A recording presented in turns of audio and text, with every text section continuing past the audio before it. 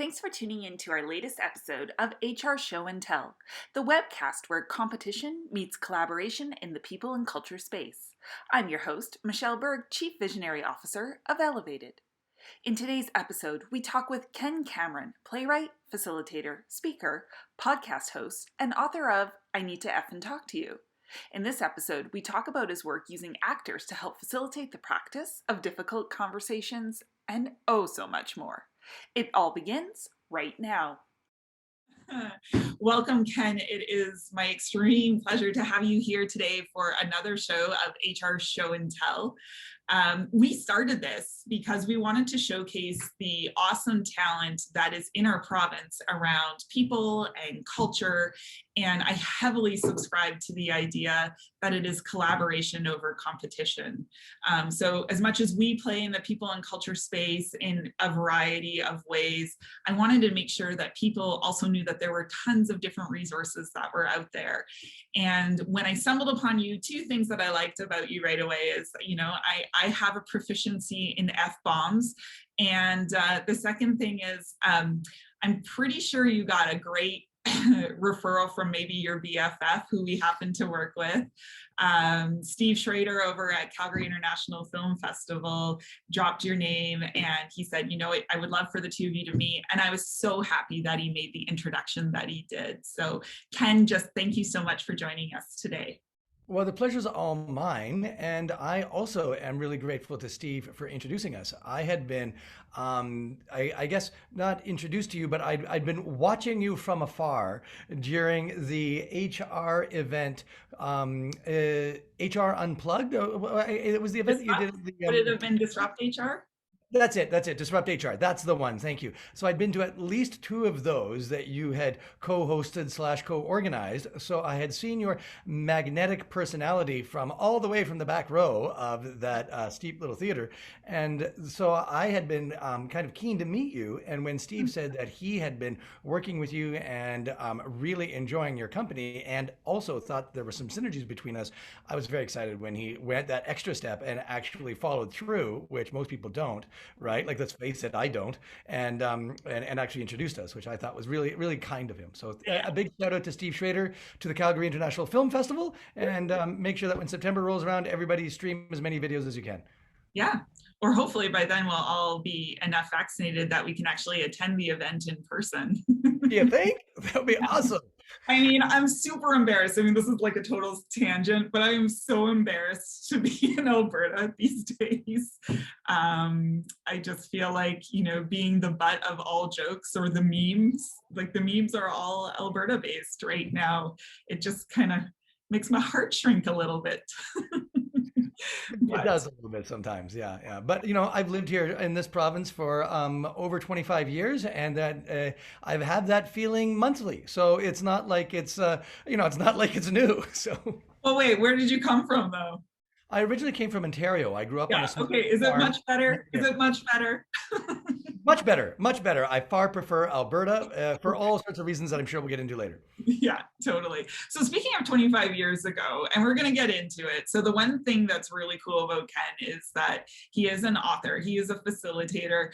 But the thing that I intrigued me the moment that even Steve had talked about you is that you are actually, and the way he put it, is that you are like Canada's, if not the best, you are one of Canada's top playwrights in general.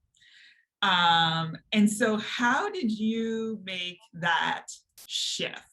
Like, tell us a little bit about your journey from going from playwright to now, advising on cultures and how to make your culture better. Right. Well, there seems to be two questions embedded in there, Michelle. The first one is how, but also embedded in there is why. So it seems to be in there as well. So I'll speak to the subtext first. The why is the plain and simple burnout. Right. I don't know if you or any of the viewers have noticed, but you don't make a lot of money in the arts. And you do the ratio of compensation of like reward to effort is really off the charts, really skewed, right? So it can be a really rewarding profession, but you can really struggle, right? And I was really lucky that I rose to the top of my profession. But in doing so, I also burned out really quickly. So just in summary, I wrote a couple of hit plays that were done all around the country. But at the same time, I was making my major source of my income from being an arts administrator. So I was running progressively larger arts organizations across the province. And there isn't actually a lot of training to be an arts administrator, or at least there wasn't when I was starting out. There is some now. And so I kind of had learned by trial and error, which is like an exhausting way to learn.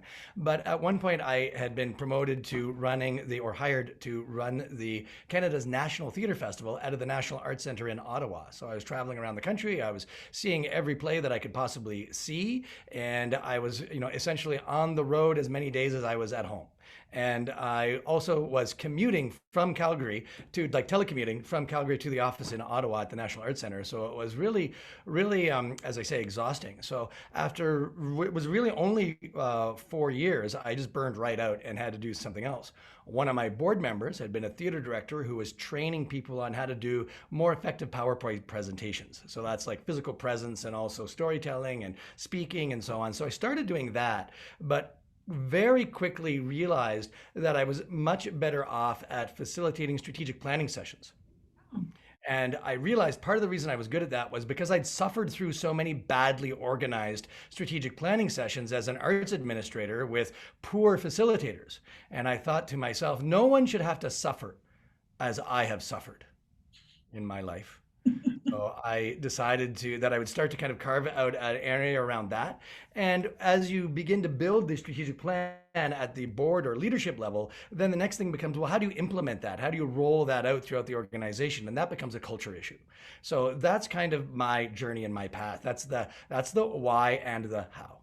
Well, I mean, that's incredible. So, and clearly though, at the core of who you are too, there is this entrepreneurial spirit that says like, I can do something, I have these ideas and I can make a difference as well. What has the entrepreneurial journey been like this year? Oh, crazy, right? Like as it is for everybody, it has been it's been strange. A lot of my facilitation was really in-person based.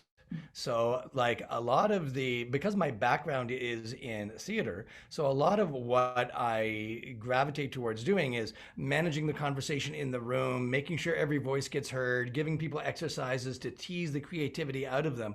But really a lot of it is rooted in my experience as a theater director and playwright, in which you're teasing the expertise out of the actors, or you're building something, you're even starting without a script and you're doing it as a collective creation, and you're giving people writing assignments and you're synthesizing what comes back and so on and so forth. The difference being that in a theater world, you might have like 3 or 4 weeks to synthesize all of that. If you're lucky, you might even spread those weeks out over several months. But in the facilitation room, you're essentially doing it in like, a 4-hour block, right? Or an 8-hour block or something like that. But it's nevertheless kind of analog. So a lot of the systems I was developing were using facilitation cards of my own devising and my own design, or games or assignments or thought projects, or sometimes I even brought in actors for simulation, but all of that was in person.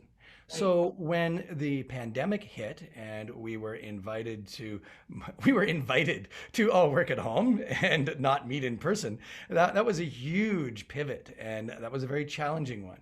But we moved very quickly to put our programs online. So we learned to do the training with actors on Zoom. We learned to move the card activities onto an online platform called Miro.com, Miro.com. And I was very fortunate that the chairman of the North American user group for Miro is a close friend of mine living here in Calgary. So I had a built-in tutor on that. So it worked. So I was able to kind of make that pivot. It took a number of months, and I'm still working on it. And we're about to launch an online course that seems like we're always on the cusp of about to launch it, because it just feels like there's always one more thing to add to it. But we're certainly pivoting. Okay. Are you a perfectionist? Yes and no. Okay. Right? Like, I think like so many people, I'm a perfectionist in some regards and sloppy in others. Fair Right? It's a enough. bad combination. So there's some things you obsess over the things that I mean, so many people are like this. I've learned this as an artist in creativity. One tends to obsess about the things that bring you joy and that you do well, and you're sloppy about the things that you don't enjoy and that you don't do well. And there's a correlation between those things, right? Yeah. I don't enjoy them because I don't do them well. And that package makes me sloppy at them. Whereas the things I do well, I do enjoy, so I invest more time at them and I get even better at them. And so, like so many people, I have that kind of Libra balance of strength and weakness. Yeah. So I can completely feel your pain in terms of sitting through multiple strategic meetings and having them so poorly run. And specifically, we support actually quite a few nonprofits. It's one of I guess it's a way that we see ourselves giving back as well if we can support other nonprofits. And so, but on the flip side, I find it highly fascinating. And what I will say is that is the different culture. Those people who choose, as you so eloquently put it, you don't go into the nonprofit world thinking you're going to make a ton of money. That's not why you're there. And so we find in particular that the challenges, the cultural challenges, the barriers that we have, I find them much harder to navigate in the arts world than what I would call the traditional corporate world. I can't tell you how many times we've had conversations around, well, that's all good in the corporate world, but that's not going to fly here. And so I'm sure we'll dig into that a little bit later. But even the idea of sitting through these strategic facilitations and not having a great facilitator, and I mean, on the flip side, even as a board member, I know that I have, that's a volunteer role. I'm sitting there trying to support a nonprofit, and some days wanting to put my head through the wall because this is going nowhere fast and time is precious. So how have you really been able to change that or flip it on its head? Or what do you think that you offer that's a little bit different? Well, I try to offer, I try to find ways to access the wisdom in the room. And so one of the challenges in doing that is that people often know more than they let themselves believe that they know. So it's not so much that people are like withholding or holding back or unwilling to share. It's not so much as if they have the answer and they're angrily holding it from you, right? It's much more along the lines of the idea that they don't trust themselves with the knowledge that they have. You might be asking something about a strategic plan, or you might be building out a strategic plan, and someone in the room has that gut feeling, either that it's right or that it's wrong, or that this might be a direction, or they should say this, but they don't trust that gut feeling precisely because it is a gut feeling. Because it doesn't feel logical, because it doesn't feel considered, because you haven't gone away and ruminated over it and built up a body of evidence and researched the data and then come back to share that information. And yet often what you feel in your gut usually it is the right choice, and it is informed by your body of knowledge, and it is informed by your logic, but it's often happening so fast in the back of your brain that you can't piece that logical chain together, and thus it feels like a gut decision, right? So there's a saying in the theater world that I cling on to often, which is first impulse, best impulse. So you'll often put an actor on stage, and you'll ask them, you'll give them a line, and you'll get them you'll encourage them to kind of go through the scene. And very often, the very first reading of the script is the best. And then you spend the next 3 weeks trying to get back to that point.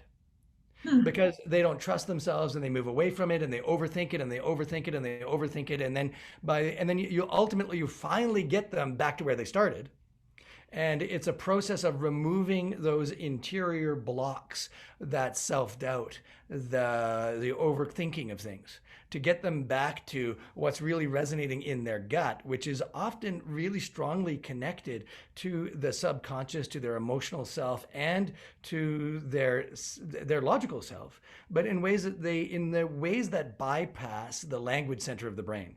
Hmm. So this is long-winded, but what I try to do in a Can I just facilitation. interrupt you there for a second? Because I Yeah. think it's highly fascinating in the world of psychology and in organizational psychology when we're trying to help organizations to become more creative. The studies have shown, or the research has actually shown, that it's not the first impulse, it's actually the second.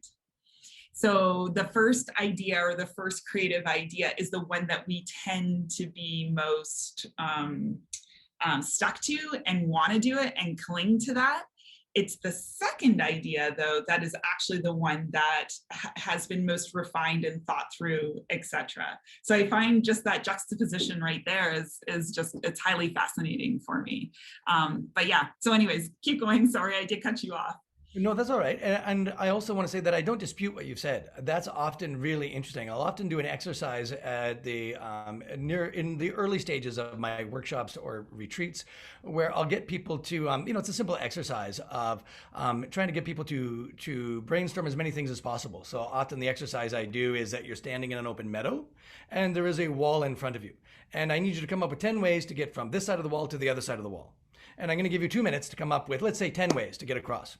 And I'll have them working in pairs, and they'll, come up with 10 ideas, and then we'll go through those, and I'll say, that's great. Thank you for all of those ideas. I've heard all of those before in the years that I've been doing this retreat. So why don't we do it again, and 10 more ideas, but I want you to come up with ideas I haven't heard of, to get from one side of the wall to the other side of the wall. Yeah. And at that point, they start coming up with ideas like, okay, we're gonna pole vault across, or we're gonna use a trampoline, or we're gonna use stilts. And you're like, okay, those are great. And I have also heard all of those. Okay. So one more time, another 2 minutes for a third time, 10 more ideas. Now, by this point, they're exhausted, their ideas. They don't even come up with 10 ideas. They come up with like 4. Mm-hmm. But these last 4 ideas are like, we build a time machine and we go back in time to a period when no wall existed, and then we can cross to the other side of the field. Or we use the SETI device to make contact with an alien civilization and encourage that alien civilization to come down and take us in a UFO from one side of the wall to the other side of the wall, right? Like, so these are the most outrageous ideas. And that's when you're like, okay, now we're getting somewhere really inventive. So now let's get into the strategic planning process, because now we primed your brain. Right. So now at this point, we can now say first impulse, best impulse, because we primed the brain to get to that point where you're now deeping into that deeper well of the subconscious and of creativity. And you may have just answered it, but we've got a question here that is like, how do you balance trusting your gut with having a filter, is what kind of has just popped up here. How do you balance that trusting your gut or that first impulse? Yes. It's that is a tough one. There's experience. Right? There's also like not doing it yourself, relying on your colleagues, relying on your partners. So this is often where the much maligned form of brainstorming really does help, where you can put a number of ideas onto the table, right, and then you can debate those ideas and make a considered choice around those. So in our book, I Need to Effing Talk to You, my colleague and I, about halfway through the book, we introduce a coaching model, which is, we use an acronym, and we've cleverly called it COACH, COACH, which surprisingly no one else has used in their as a coaching acronym before. And in that, we try to, one of the steps in that process is the laying out all the possible actions you can take. That's the A part. But then also making, and then one of the C's is making a considered choice about which action you want to take. So that the first impulse, best impulse, is about getting all of the options on the table. And then you weigh those options in conjunction with the people on your team, right? And okay, let's go into this book, because there's like a whole thing that I want to talk about in terms of the book. First of all, the title. Okay. So as when you and I were just on before people joined the webinar, we meant, or I made mention to you that this is actually the highest signed up for, the highest registrations that we've received to date. And I was like, oh, it must be the guest. And you said, no, I think it's the book title. And so clearly it's a provocative title. And I think it might have, when did it come out? Was it the same time that Mark, or was it just after where Mark Mason did his book? I can't remember off the top of my head what that book's name is, but it's very similar in a lot of ways. Or The Art of Not Giving Enough is what his book is. And so yeah, so where did this come from? Where did this idea come from? Because clearly it could be polarizing. It's the same reason why I drop f-bombs occasionally. As occasionally people are laughing that know me well, I drop f-bombs as well, but I'm trying to be more mindful now of my audience as well with that, because of how polarizing it is. So where did it come from? Take us through that journey, and then I know we've already got lots of conversations or questions around, okay, so now tell me how to have this conversation, but let's start there. Right. Sure. My colleague and I, so his name's Russell Stratton, and we've been working in this program for quite a long time, where we take a live actor and bring them into the training room, and we simulate the conversation with individuals. So it's kind of like a role play on steroids. What we've discovered is the problem when, if you and I were coworkers and we were to do some role playing, let's say, we give you the model and now go apply this to a conversation, and neither one of us is really going to take it seriously. I mean, we're not actors. I don't really know the scenario. You just kind of thrown it at me. I haven't really been prepared very much. It's probably doesn't relate to our workplace particularly well. And, I'm not going to be too hard on you because I know I'm going to be next in the hot seat. And so I don't want to be too hard on you. Or conversely, I don't like you very much, or I like teasing you, and or I really like you a lot, so I like teasing you. So I'm going to make it really hard on you, unreasonably hard, much more harder than a difficult employee or difficult customer would ever be. So in that sense, it's never really real. So we bring in an actor, we interview the client beforehand to write a scenario that's as close to real life as possible based on the situations that their employees really have faced in the past.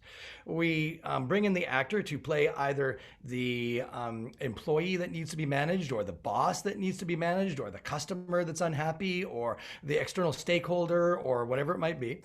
And we build a scenario in such a way that there are a number of different layers that the participants have to get through. And so it's never easy. So the participants then have permission to call timeout, check in with the rest of the group. Maybe somebody else in the group might have a good idea. Oh, that's a great idea. Why don't we bring them up, and we'll switch them into the hot seat. And the beautiful thing about an actor is the actor can pick up the conversation right where we left off. They can back up 2 lines. They can back up 3 lines. I can say, okay, now I want you to be more angry. Now I want you to be gentle. Now I want you to be a male instead of a female. Like, they can do anything, right? Whereas that's the kind of thing that you can't do when you've just got 2 people doing role play. And so this is a modality of theater that stretches back to the 1960s called forum theater, in which usually used for social change, but it's particularly effective because people see themselves. When you're in the audience, you see other people changing the action. You can step in and intervene, and it's an extremely powerful way to learn. Right? Yeah. I can't say I've ever participated in something like that, but the wheels are in motion already for bringing you into some clients that I think could do really well with that. Okay, so I think that's fun. Now tell us about the book. Right. So the book is meant to be we kind of started writing it as like, well, let's write it as a kind of like, basically a very expensive pamphlet. Like, this is what we want. This is what we do. But, this is a description of what we do. Let's give it to somebody. If you like the book, then hire us to come into your company. But we also, as we started to work our way through it, my colleague and I also realized, well, we also want it to be a workbook so that people can actually use it in the course, right? And then we realized, well, we also want the participants to be able to use it after the course. So it became kind of a multi-purpose book. And so in that sense, it became the book that we wanted to kind of serve all of these functions. And as we were working through it, we kept changing the title, because you can't call a book, Forum Theater for Business. right? It's like, okay, well, that's not really what the book is about. It's not teaching you how to do the modality. It's teaching what we teach in the courses. So so we went through like a dozen different titles, and finally, in frustration, one day as we were nearing the finish line, Russell and I just said to each other, we should just call it "I Need to Effing Talk to You." And we laughed about it, went away. And, I happened to say to my wife later that afternoon, she's like, how's the book coming? I'm like, yeah, well, it's good. We're still stumped on the title. We want to call it I Need to Effing Talk to You. And I was like kind of half serious. We should just call it that. And my wife was like, yes, you should totally call it that. Mm. And here I need to kind of give credit where credit is due. My wife has named about half of my plays. She's given the titles to like half of my plays. Oh, wow. Yeah, she's great with titles, like way better than I am. So I totally trusted her instinct on that. I went back to Russell and he was like, yeah, I was thinking the same thing. So that we just went for it and gave it that title. So, I mean, like, again, if you were to come to me and say, Michelle, I need to have and talk to you, I would 100% go, love it. Now I know you've got my full attention, because I am that kind of direct communicator. It's how I like to communicate. There's a bit of a, let's just get it out on the table.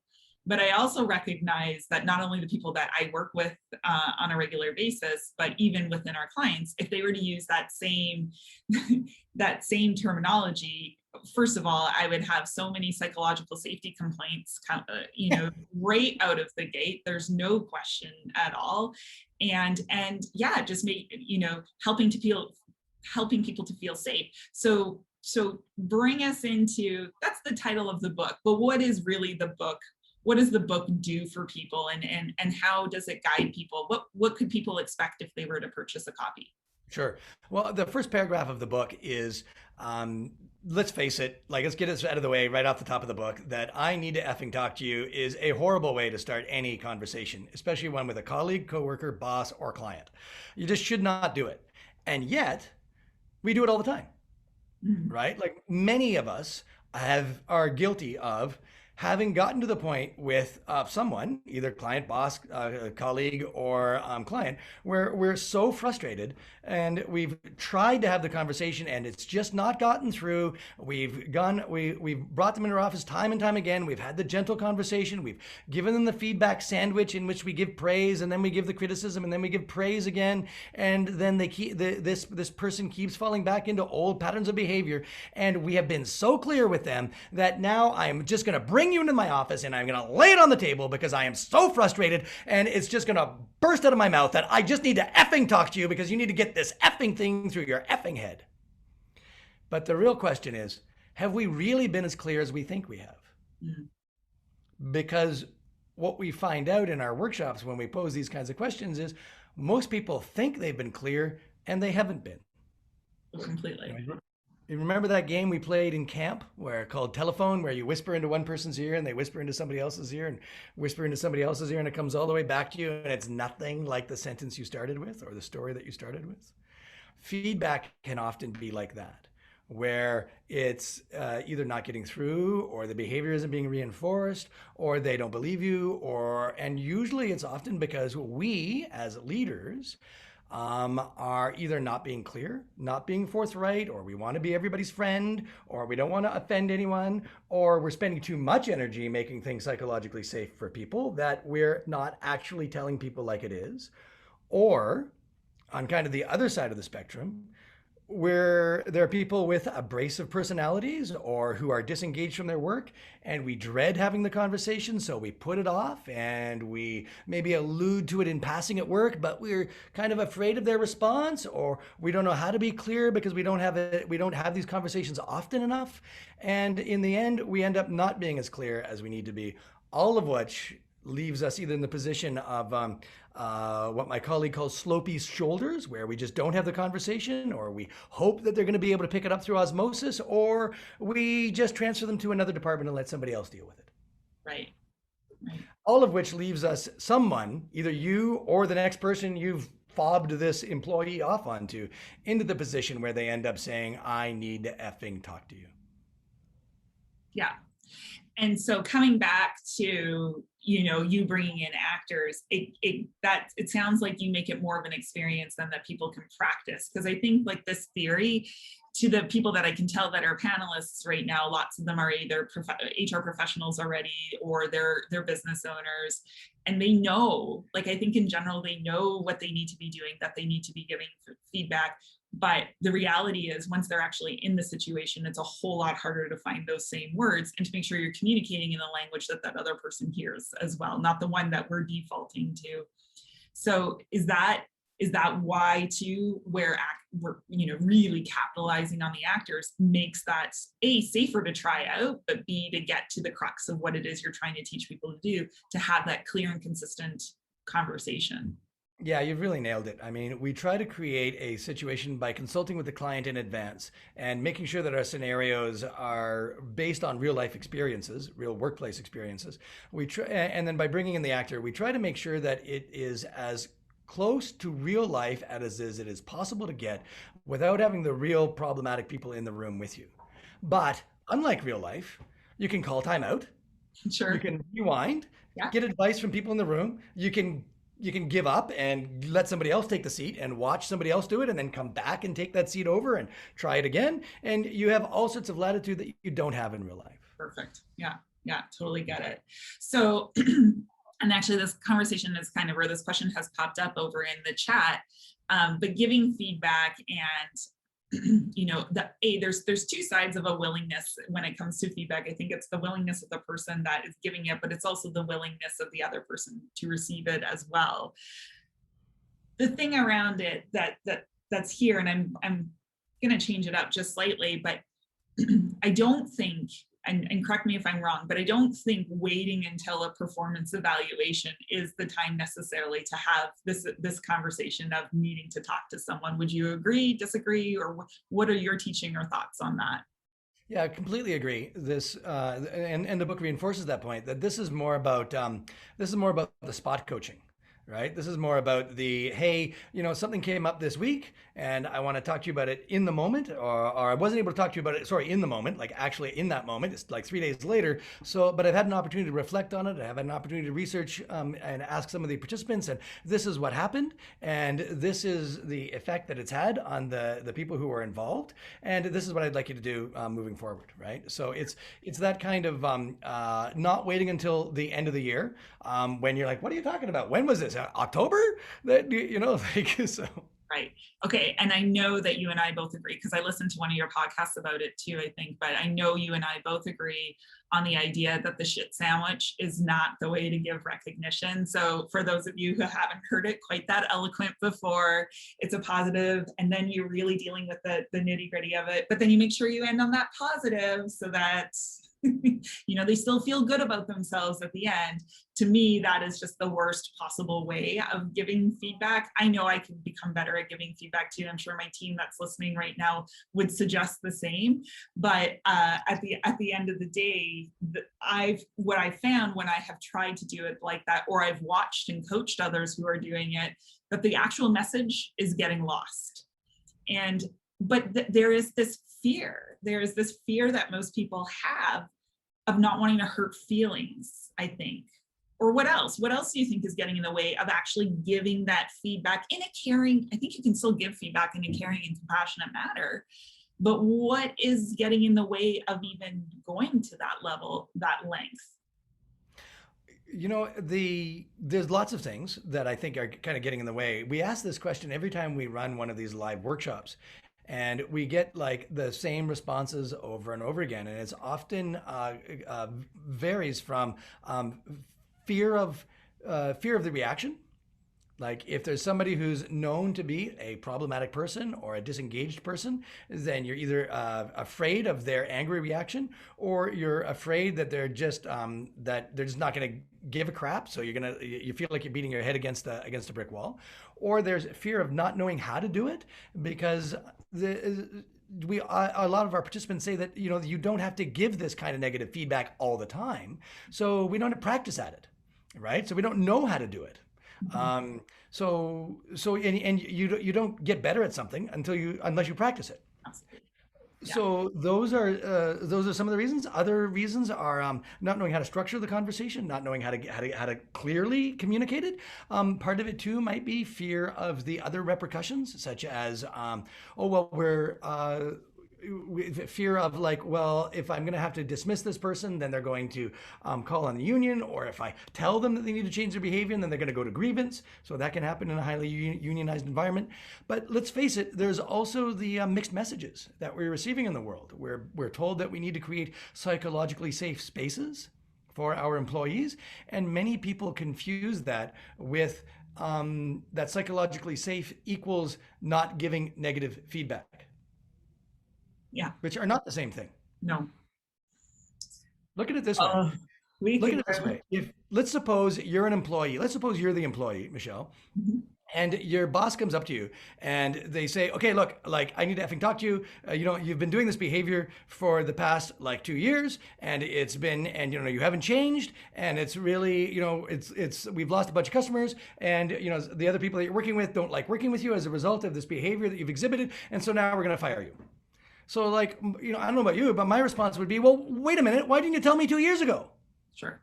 when I could have done something about it? So by not having the conversation, or by couching the conversation in ways that aren't being clear enough that somebody understands what's at stake if they don't change their behavior, then you're not doing anybody any favors. Sure. Okay.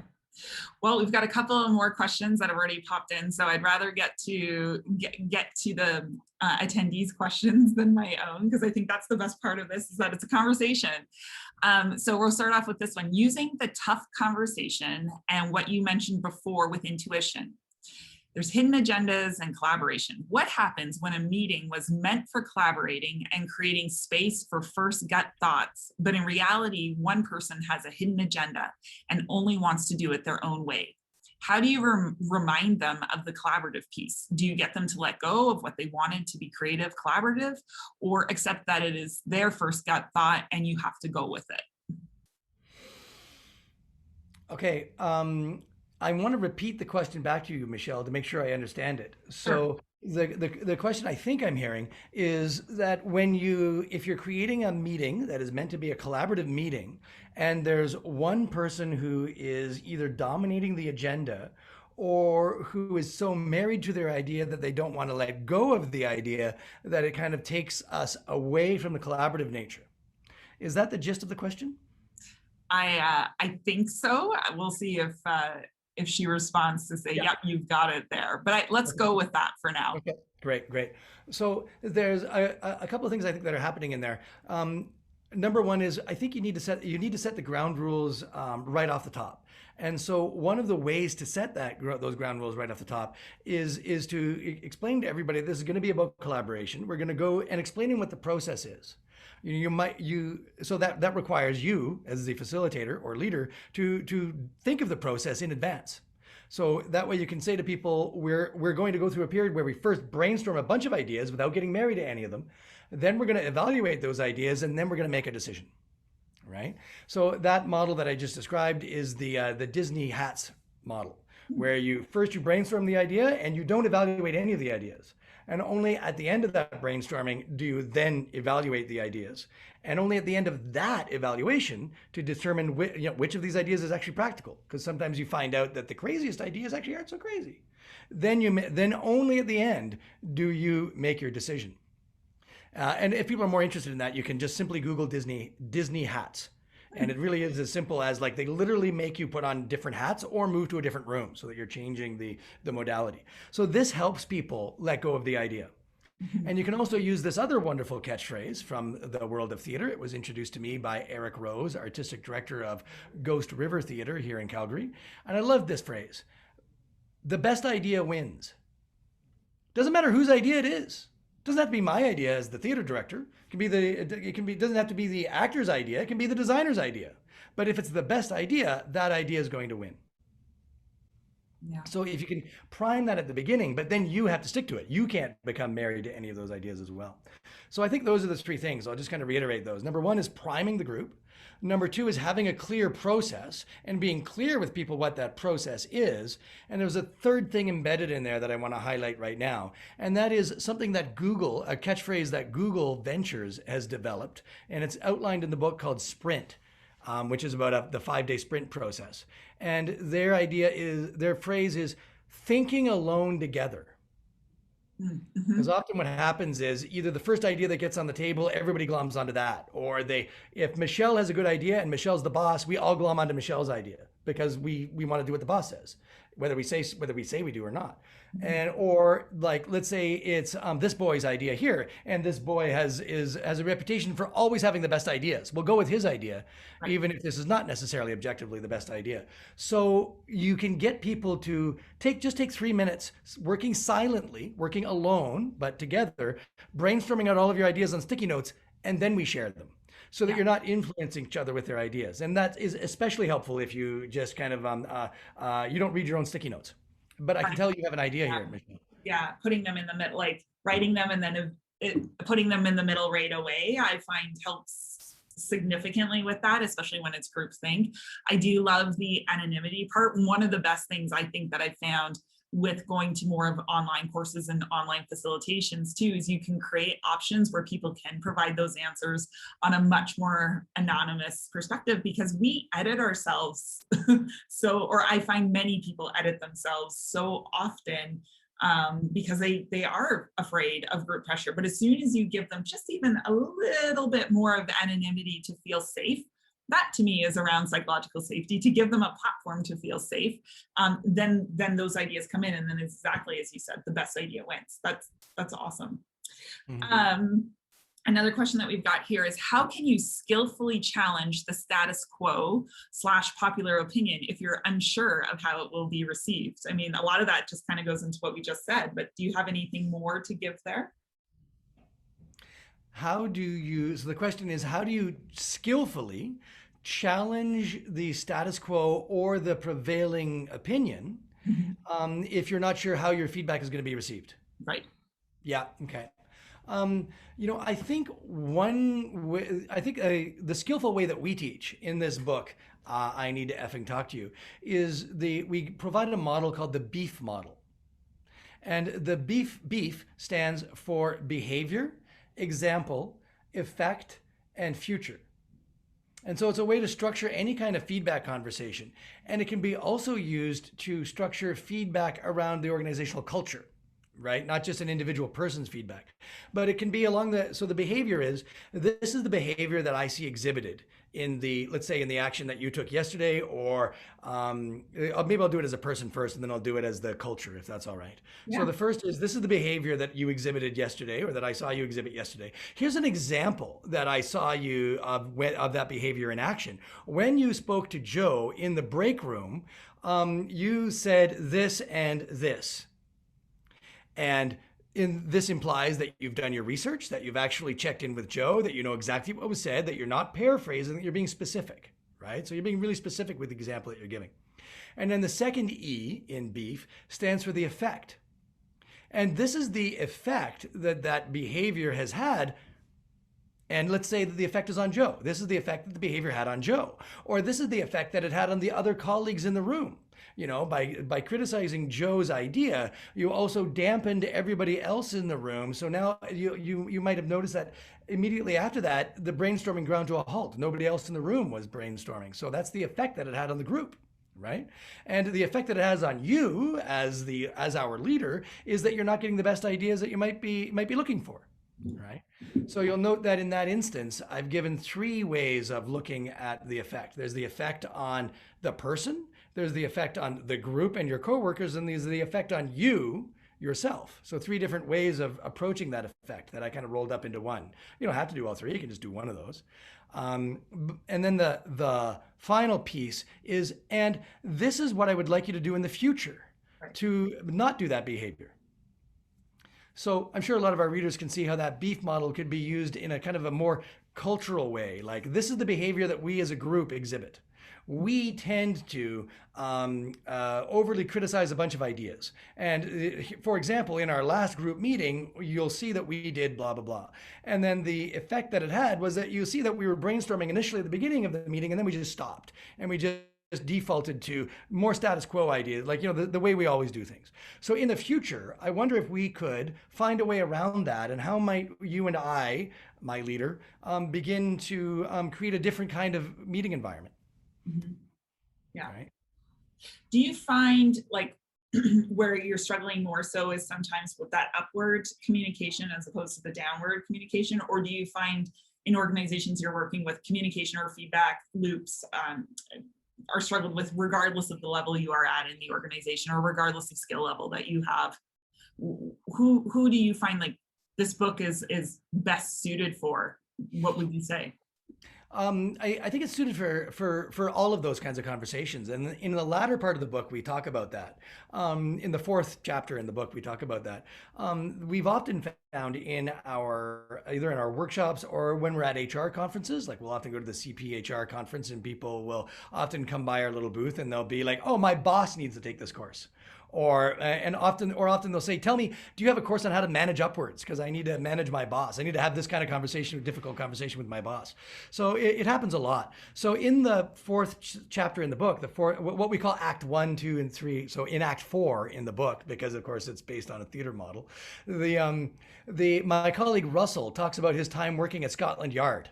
So, because he's English, grew up in London, in East London, and so he worked for the HR department at Scotland Yard for a number of years, and with the Metropolitan Police Service. And there, they developed a model he and his colleagues called the 4 directions of influence, because for the police, they're so used to a command and control structure, just like in the military, that you do what your boss tells you, and I'm your boss, and I tell you what to do, and you go do it.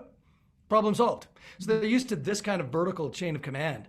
But when Russell was working there in the 1990s, they needed to start having difficult conversations with ethnocentric communities because of essentially what's happening now in the US. A lot of shootings of people of color, and a lot of, and there was a public inquiry around that. So the borough commanders, which is the English version of local neighborhood police chiefs, had to go out into the community, and they would go out into the community and they would try to have the same command and control conversation with the community leaders. They weren't, why is this not working? Why are these people not listening to me as I walk into this community full of black people who are afraid of the police, and I'm in my uniform and I'm telling them what to do? Why are they not doing what I tell them to? Gee, I wonder, right?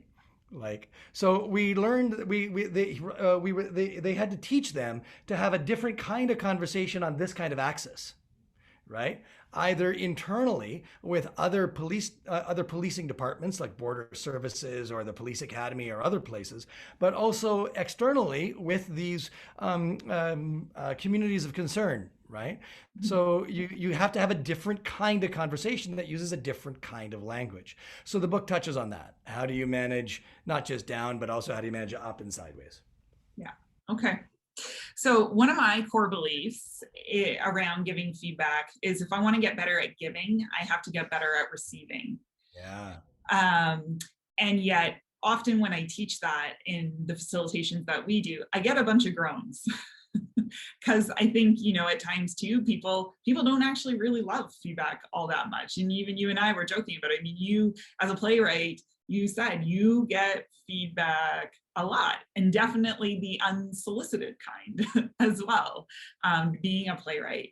So what other advice do you have to offer people to get better besides practice? I mean, practice is it to me, but besides practice, what are some other ways people can get better at giving the feedback? And it's like, whether it's brave, whether it's courage, but just actually being able to do it, give the feedback that's being required in the moment so that it's not building and building and building and you explode in weird ways. Yes. So, and I'm hearing 2 questions in there, Michelle. The first is, how do you get better at receiving feedback, Sure. with the end goal of so that you can get better at giving feedback, right? I'm kind of hearing that in there as well. So I think again, I'll default to a saying I learned in theater. And I actually learned this one from the local theater company, One Yellow Rabbit Performance Theater. And it's a great saying. And the saying goes like this: take the note. Mhm. Take the note. Right. Thank you. So in theater, a note is the direction the director gives you. So often in the latter stages of rehearsal, you'll often, when you're like moving into the theater and you've got the lights and you just kind of, as you're building up towards the dress rehearsal, you'll try to do a run through of the whole play from start to finish. And the director will sit in the audience taking notes on their notepad, and then at the end they'll give you this feedback, these notes. And this is very different from stopping and starting, because you're talking about the whole thing, right? So let's say I've got a cast of 6 people in front of me, and I'm giving notes to like, okay, so Joe, in Act 1, I want you to do this when you're talking to Josephine. Josephine, when you're working with George, in that particular moment after Joe has left, and when George comes in, don't turn around so early. Like, wait a little bit so that when you do turn around, you didn't realize he was there. And this is all in Act 1, right? So we got to get through the other 4 acts. So you can imagine that if every single actor says, oh, but wait, in that moment, I need to do this thing with my prop, and I don't know how I can motivate that we'd never get anywhere, right? Like, we've got and the other thing that happens often in the theater is you'll do the run through at the end of the day. You'll take a mandated break that the union has mandated, and you got to end your day at like 11 o'clock at night, because everybody's got to go home because you're coming back at 11 o'clock the next morning. So you only got so much time. And if every single person argues with the feedback you're giving them, you're never going to get anywhere. So the rule is, take the note. And the only response you're really encouraged to give is thank you. Right. Or could you repeat that? Yeah. And then say thank you.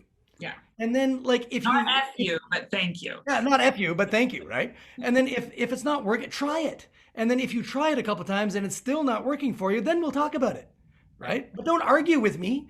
Well, because we got a lot of people to get through. Yeah, no kidding. I'm just going to throw out one last question to, yes. Does anyone else want to ask a question quick before we close out here? Just want to make sure, for those that have already put them in, thank you so much for participating the way that you did. Yeah, I think we've got everything on that side. Oh, here we go.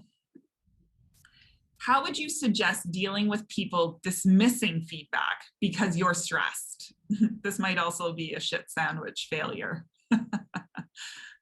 So someone's dismissing, so I'm giving feedback and someone is dismissing my feedback because I am clearly stressed and in distress. So therefore, this gives them the opportunity to negate the feedback. Totally. Right. Yeah, yeah, that seems right. Yeah. Mm-hmm. Right, I see. Well, the two thing is, by one of the nice things about having gone through our training with the live actor is it helps you take the emotion out of it. Because when you can experience that high arousal with the actor, then when you get into real life, your body is like, oh yeah, this is just like that thing that I did before, and I didn't die. I didn't have a heart attack. I'm still here. So it becomes less stressful, right? Nevertheless, you do get stressful. So one of the things we find is that by using this beef model that we're providing, it's not as easy for the individual to dismiss the feedback. Because I can tell you very clearly what the behavior is. This is not something I'm making up. Like, here's the behavior. I can point to it. And I can give you the example. I can say, on Tuesday at 11 o'clock, this is what happened, right? And there are witnesses, and I've done my research. And I can give you the effect, right? And this really is the secret sauce in our version of the sandwich, in our beef sandwich, because you can't argue with the effect. Right? Like, so, you're giving me feedback. You're saying that something I said the other day offended Josephine. We'll just pick on this fictional character of Josephine. And so I can say, well, no, it didn't. It didn't offend her. And she didn't say anything to me. And then you can say, well, she didn't say anything to you because, you were being a jerk. Right? So of course she was afraid to say something. Or I might say, well, that wasn't the effect I intended to have. You can say, well, it doesn't matter if that's the effect you intended to have, it was the effect you did have. Right. So using the structure becomes things that you can't argue with, right? Yeah, absolutely. Well, Ken, we are at the end of our hour, and I just want to say, hey, it goes so fast. Doesn't it go fast? How did this happen? But I, again, just want to thank you so much for being here today. How can they get a copy? How can panelists get a copy of this book? Where can they find you? Where's the easiest way to get a hold of you? All of that good jazz. All right. Well, you can find the book by finding me on my website at www.corporate-culture-shift.com. So that's corporate culture shift as my name of my company, and I just put dashes in there because someone was cyber squatting on the full name. So why should I pay $500 when? And also, I like to, I need the hyphen, so I can't even see what I'm typing with these long URLs like that. But listen, I got to tell our listeners, actually, it's going to take me way more time to take a copy of the book off the shelf, go to the post office, mail it to you, order from Amazon. It's so much faster. Yeah. Amazon, with their delivery, they can get this book to you so much faster. Yeah, but does Maybe that hurt you though as the author? I don't care, right? Like it's so whatever. I'll make like a few dollars less off of the book, but you'll get it that much faster. Okay. And now if you want a signed copy, then buy it off of Amazon, send me an email. We'll meet somewhere socially distanced in a coffee shop. You'll lay it on the table and walk back 10 feet and I'll come forward and sign it with my mask on and rubber gloves on. But or indeed, if you really want a personalized copy, I'm more than happy to mail it to you. Okay. Okay. Awesome. And then you're on LinkedIn though too. You're pretty quick on LinkedIn, right? Absolutely. Yeah. I'm pretty quick on LinkedIn. I'm pretty quick off that website. So okay. And then your podcast, where can we find that to listen to as well? absolutely anywhere the good podcasts are found on either Spotify or Apple Podcasts are the big players in the market, but any of the other podcast people, you'll be able to find it. It's called the I Need to Effing Talk to You podcast. So, and we don't spell out the word. It is actually F-ing, need to talk to you. Nice. Yeah. And what I like about the podcast, it's like super easy to listen to in bite-sized chunks. And you take us through these different things that are in your book as well. And you just make them pop a little bit more, which I really appreciate. So nice. And there's also one on the on why the feedback sandwich is a shit sandwich that people can listen to. And the most recent one was we were interviewing one of our regular actors, and he's talking about his experiences on both The Revenant and on Cold Comfort. The Revenant with Leonardo. Leonardo DiCaprio and Tom Hardy. And also he talks about working with Liam Neeson on Cold Comfort. So he's got some great war stories from the trenches. Awesome. Well, I know there's some panelists that are taking off. That's great. Thank you again so much for being here. Join us I believe it's on June 2nd, although we'll send something out where we actually have a compensation strategy expert joining us. Compensation is one of those things that gets me really excited. So I'm super excited to invite Carly Radix, who is the president of the Calgary Total Rewards Network here in Calgary. So we'll be geeking out and talking all things compensation. I know very different than what we just talked about with you, Ken. But once again, thank you so much for joining us. And to the panelists who joined us once again, I appreciate it so much. I'm so happy to share. And Ken, I just wish you continued success. Thank you. And the same to you and to all of our listeners. Thanks so much for having me and for making it. You're welcome. Bye, everyone.